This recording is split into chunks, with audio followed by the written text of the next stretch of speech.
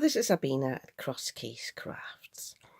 Today with a technique that I have seen lots of times on YouTube but have never tried before. And I'm going to link to a video below that I saw this morning, but this lady had seen it somewhere else, and I'm sure Jennifer Maguire has done it as well. It's called, I believe, reverse embossing. What it is, you use your embossed papers, but you use the opposite side, the back side, to do the inking and applying of ink. So I thought today I'd try this with a 3D embossing folder, and then I've also embossed two pieces with 2D embossing folders, but one I won't use, and I'll tell you in a moment why. This 3D embossing folder from Gemini, oh, that's a little tip from me, by the way. I have put a little sticker here at the bottom of the layers I have in my die cutting machine to actually put this through with the right pressure. And black means, rather than using the normal Sizzix mat here, I'm using this black plastic. I'm not even sure where it's coming from. It might have been a bottom of a bag, really, you know, the ones that you put in there to enforce your shopping bag. But so I know which layer I have for that. Have a little play with your embossing folders. Some are thinner, some are thicker, so you can use like a metal shim or extra layers of cardstock or paper just to get the right pressure. So, and with this one here, that's a 3D embossing folder, so you've got the 3D details, and as I said, I will be using that from the back. All my pieces, I have misted them with water, because that means that the fibres will mould more nicely and the paper is less likely to tear. I have used my usual 300 GSM. You can use thinner paper, but it's fine if you missed it. So the other two embossing folders, this one is from the Paper Craft Society Advent Calendar from last year. Just show you that one here. That's this one here. Again, I might have similar problems as I have with the other one, or will have. Because the thing is, when I turn it over, what you do is you need to have a particular level that is up and a level that is down. And if you look at these here, some of the flowers are recessed and some of the flowers are raised. But I'm going to work with this one here. The problem I had with this one here, which I really like and thought would be nice, is that this is the front side here. But if I look at the back, all the berries are raised. And for my technique today, this would mean they would disappear into the background. You will only have the outline, and I think this would look awkward. So I just keep this back for another technique. I can just do some ordinary inking on the front. I can use it for that. It'll be fine. So for the actual inking, I think, I know the lady whose YouTube video I watched this morning, she did some very detailed inking up or ink blending with some stencil brushes or ink blending brushes, you know, the detailed ones. Let me just show you what I mean. Things like these, but she had a very small motif. I don't want to do that. If you watch my videos before, I like some shortcuts. So I'm just getting my normal ink blending brushes out, and I'm just doing some very basic ink blending on this. I'm starting with the flowers here, and I've got 3 colours here for the petals, which is the Lavinia Elements, Emperor Red, Sundance and Russet Orange. And for the leaves, I think I will just use one colour, which is the Lime Punch. There's not much going on, so I think that'll be fine. And I think I just go in with a lighter colour, which is the yellow. And as I said before, I'm not doing any particular colouring. I'm just going in like that. All I want to do though is make sure I'm putting colour down in all the recessed areas. I don't want any white to show there really.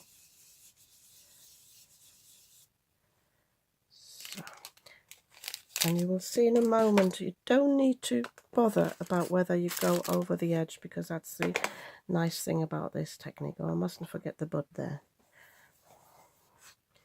So I'm just going around this now with the orange, trying to blend this in a little bit, trying to avoid the leaves a little bit, but otherwise I don't need to bother too much.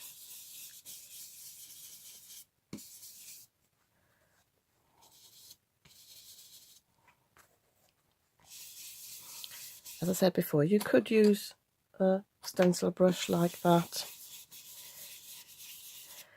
but I like this to be a quick card. I've got another bud up there, I forgot about that.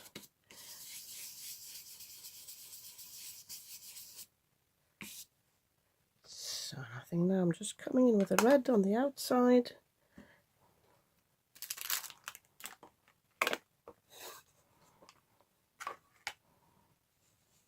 This is actually quite juicy. Just grabbing a piece of scrap paper just to test it. Oh yeah, that's very juicy, so I need a light application. Try to blend it in a little bit.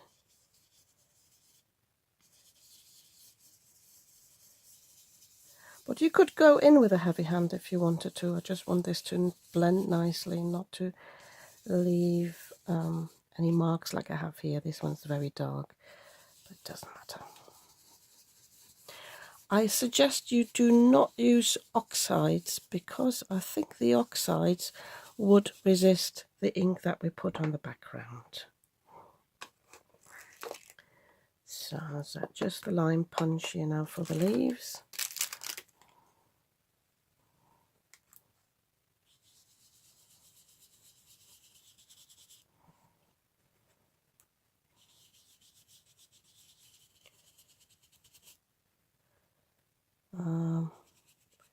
This might not even be a leaf, it might be a petal there, that one there, but it doesn't matter.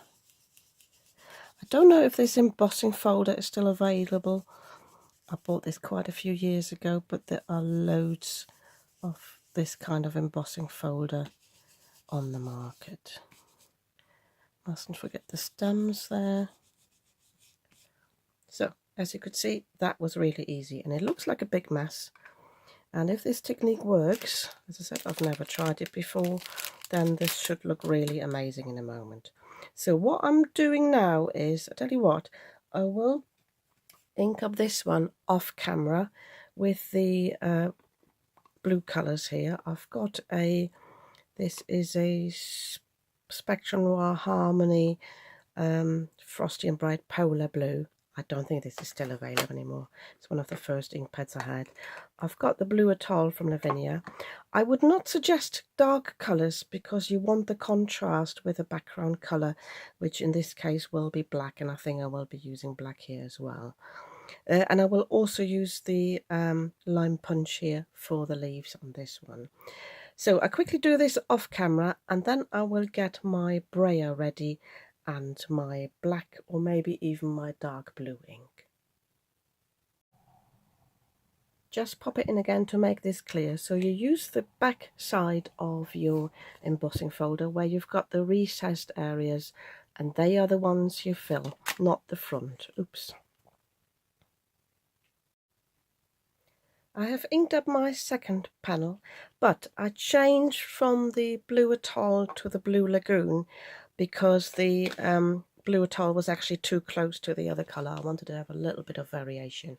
But you can see it is very messy. I didn't take care not to get into the green areas with the blue. I think this will be fine if it works as I think it does. So for the actual technique, just zooming out a little bit again, I'm trying two inks. One is the VersaFine Clair Twilight, and one is the Elements Dark Denim. This is a pigment ink, this is a dye ink. I think both will be fine actually. And I'm using the brayer. I have seen other crafters just take their ink pad and just swipe it across, but I'm a bit worried about getting the wrong angle there, and with a brayer you actually don't have that problem. I did think about whether I needed to take my wider brayer, because I don't really want any harsh lines, and I might regret using this little one. But my bigger one, it's had acrylic ink on it, so I'm not even sure that that would make an even impression. So I'm just really just inking this up thoroughly, just going over this because I need a solid cover. So all I'm doing now is just going over the top.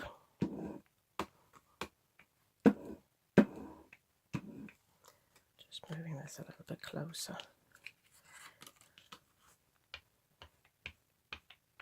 So when you ink up, let your roller roll gently so that it does actually get ink everywhere, and then just apply the ink, and yes, it works. Because what you can see here now, I'm not too worried about the edges because I will cut them off anyway. So all the areas that are raised take up this darker ink, and then the other areas pop really, really nicely. On the bigger areas, if you've got very many areas that are really open, then you get these little specks on there. I'm trying to go in from a different angle now and see if I can grab the areas that I haven't covered yet. Also make sure your ink pad is juicy, but this is actually a fairly new one.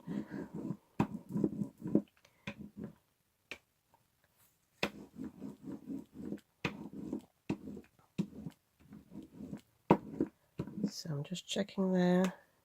Could do with a bit more ink there, but I think I'm happy with that.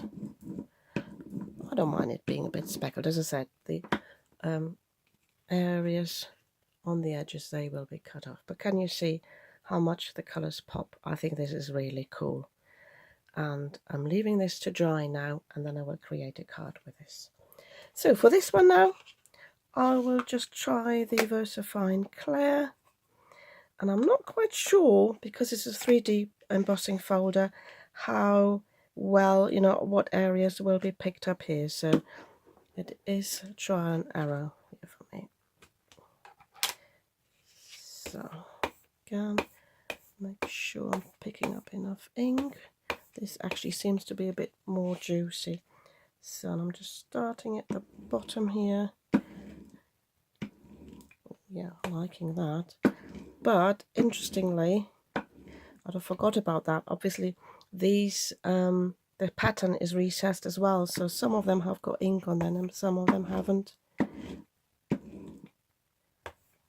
And again, on the bigger areas, on the open areas, I just caught this with a brayer. But it doesn't matter. It's going to be an arty look.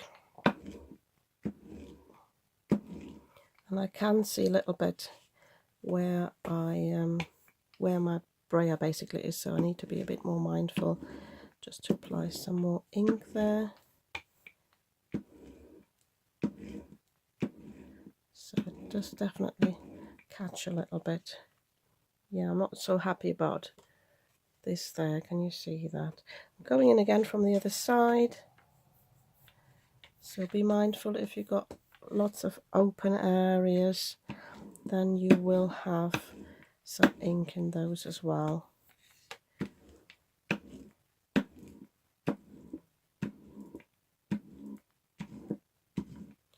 But I'm thinking about whether I should make that a feature and add some splats just to take the focus of that. I could do that, but all in all, I really like the look of it. I said I didn't take into account that it's actually catching some colour there. What I could do is, and try, and once this is dry, the black, go in with my ink blending brush again, the red one, and just fill the background a little bit. I think that would work as well. Yeah, but a cool look. So as I said, I'm leaving that to dry now. I'm cleaning my brayer, that's important. And yeah, and then I will create some cards. I don't want to add too much to this. Basically cut it to shape, maybe mat it, and then just put a sentiment on there, because this, well, definitely this one is a standalone embossing folder. It doesn't need much to it. This one here, I actually do have matching dies, but again, I think I would just put a sentiment on there or topper. I'll have a think whilst these panels are drying. As usual, I'm popping in again before I show you my finished cards, just to show you this. I was still not happy with that sort of, well, it looks a bit messed up. I know it's a grungy look, but I didn't like the bigger areas here where I had excess ink. I did splatter it with my gold metallic paint, which I think looks good, but I didn't like it, so I just chopped it off to turn it into a square card. It's not ideal at the top, pardon me, that this flower is cut off, but I think it's fine. But one thing I wanted to show you is, I thought for the sentiment, I want to have a similar look. And what I've done is here, is I'm using I have used the residue ink that I had on the brushes, just the red and the yellow, and I mixed it to some orange in the middle. And I'm going to leave this to dry, and I will do the Joseph's coat technique on this, which means I will do this all off camera. When this is dried, as normal, I will use my anti-static powder tool, and then I'm going to stamp with my Versamark ink, with my embossing ink, and I will emboss this with clear embossing powder, and then I will apply the same Twilight ink over the top, and the clear embossing powder will resist the blue ink, and these colours will look through. So I've got a sentiment and similar colours on a dark background. And then for this card, I will matte this all in gold, just to have a bigger card base, because this is only, what's the width of the embossing folder is a funny size really. I think it's an American size. So this is just over 4.5 square.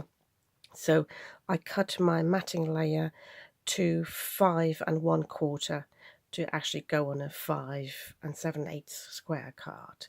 And this one, I haven't even measured it out. I've cut that down. This will go on a 6x4 card. I'm not quite sure yet whether what I will do with that. I think I just like a round die cut with a sentiment on that. Maybe something going across, like either a band of cardstock, maybe one that I ink up in similar colours, or one I just use from my stash. So my 2 cards are finished. Just want to show you this one first. So I told you I cut the top off, but I didn't quite like the look of this, because it was quite obvious that I had chopped this off. But I realised when I turned it sideways, it wasn't that obvious anymore, and I think it works. I've got the stem of the flower coming from the side, but by putting the sentiment down here, I think it's not too obvious, and I think it works. I'm really happy with that. And can you see the gold splatter there in combination with the rather matte gold mirror card? I'm really pleased with this now, and I already know who this card is going to. I just made one change. I think I said before I would use the VersaFine Clear for the ink blending over this, but I wasn't quite sure how well that works with the resist of the clear embossing powder.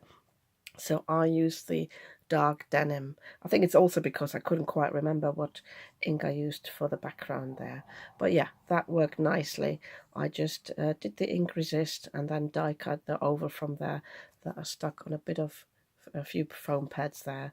And I think this is really, really pretty now. I'm happy with that. By the way, I'm putting in a disclaimer. I said I've never tried this technique before. And when I was off camera, I thought I've got these sort of deja vus, having tried it before, but I think I'd never been successful, and I don't think I've got a video on my channel about this, because I think I tried it with just using the ink pad over this, and it didn't work. But with the brayer, I think you just definitely get the better look. So as I said, I just thought I'd put the disclaimer in there, just in case I have got a video on my channel. I really don't know. I've got hundreds of videos on my channel now. So for this one, I had a play with a ribbon. I had a play with some cardstock across, But to be honest, I didn't want to cover too much of this background because I think the background really works here. So all I did was have this die cut here. I stamped happy birthday on it. And oh, sorry, I inked up it as well with the colours very faintly, just with the leftovers. And whilst I was still contemplating whether I wanted to heat emboss in clear my sentiment, I thought, you know what, I'm going to heat emboss the whole of this panel here, of the topper. And I just padded it onto my embossing ink pad, and I heat embossed it twice with my clear embossing powder. I've got a few spots there where I had bubbles, but I think it's fine. And I think it's, again, it's something different. Non-paper crafters will think like, oh, how did she do that? Is it plastic? And it really works. And I think all this card needs. Sometimes we don't need to add too much. I think I told you I've got dies to go with it. I could have embellished it, but that would have taken away from the background, and I think it's just nice as it is. I also have got a third piece. I haven't turned it into a card yet. Remember the piece I dry embossed that I decided not to use because of the raised berries? That would have been the background. Whilst I still had my brayer out, I just went over that with the dark, I think it was a dark denim again. I don't think it was a twilight, can't remember now. And after that had dried, I went in with my Lavinia Elements with the olive for the leaves, and then I used the lime punch for the background. And then I used a sparkle pen. Let me just see if I can find that. I think it was this one. It's one of these Spectrum Noir ones. I think they don't do them in these shades anymore, but I just went and coloured that in. And when I started with the sparkle, I thought, you know what, I might just as well put some shimmer spray all over it. And this is my homemade shimmer spray, where I added some silver. Pardon me, I just have to cough. Sorry about that. I've just edited that out. So I just added the same paint I have here, but in silver. I added that to some water in a spray bottle, and it gives this lovely shimmer. And I haven't turned this into a card yet because I think it works for various occasions. I think it would be great for a sympathy card. It could be a birthday card, but I think I might even turn that into a Christmas card and just add some red stickers to those berries. I think that would work as well.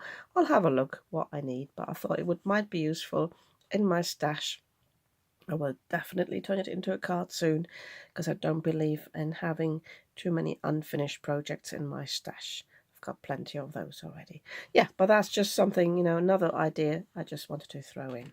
Yeah, but I'm really pleased with these. As I said, I've already got a recipient for that one this week, and this one will find an owner very soon as well. Yeah, and if you like these cards, you might want to give me a thumbs up. And if you'd like to see more of what I'm creating, you might want to subscribe to my channel. I'd be very happy about that. And I'll see you soon with another video.